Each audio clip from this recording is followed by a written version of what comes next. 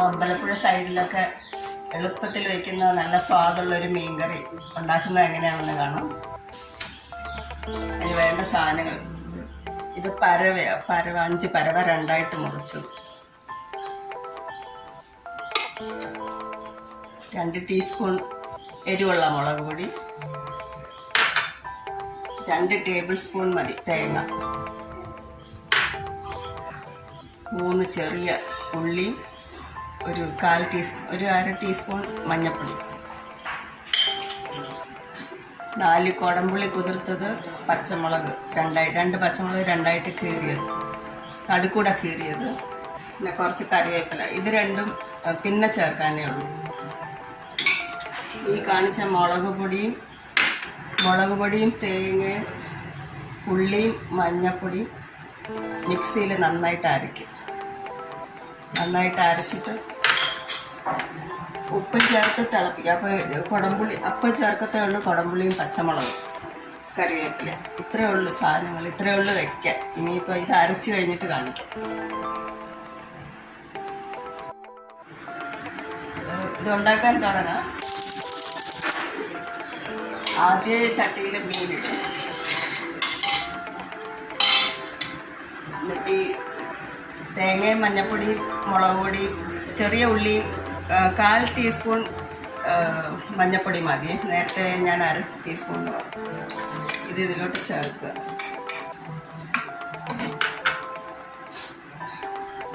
ഈ അരപ്പിപ്പം ഇതിലോട്ട് ചേർത്ത് 4 കുടംപുളി കുതിർത്ത് വെച്ചത് 4 പീസ് അതും ചേർത്തിട്ട് 2 പച്ചമുളക് നടുവേ കൂടെ കീറിയത്, കുറച്ച് കറിവേപ്പില,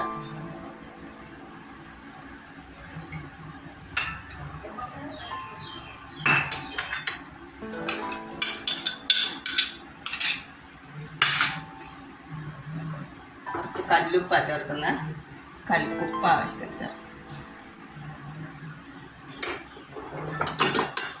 ഇത്രയേ ഉള്ളൂ. ഇതെല്ലാം കൂടെ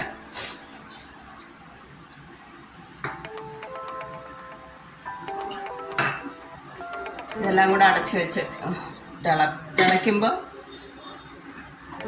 തീ കുറയ്ക്കും. ഇതിപ്പോൾ തിളയ്ക്കാൻ പോവുക. ആദ്യം മീനിട്ടിട്ട് അരപ്പ് ചേർത്തു, പിന്നെ കുടംപുളിയും പച്ചമുളകും കറിവേപ്പിലയും.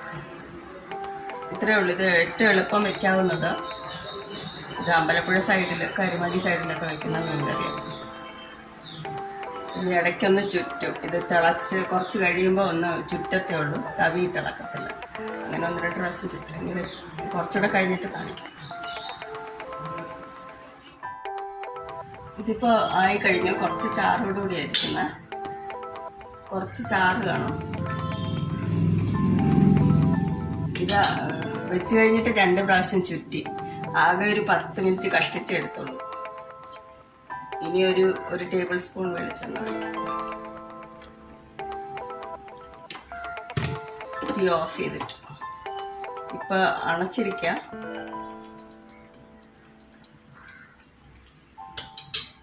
ഇത്രയേ ഉള്ളൂ, ആയി കഴിഞ്ഞു. ഇത് ഏറ്റവും എളുപ്പത്തിൽ നല്ല സ്വാദായിട്ട് വെക്കാൻ പറ്റുന്ന തേങ്ങ പച്ചക്ക് അരച്ച മീൻ കറിയാണ്.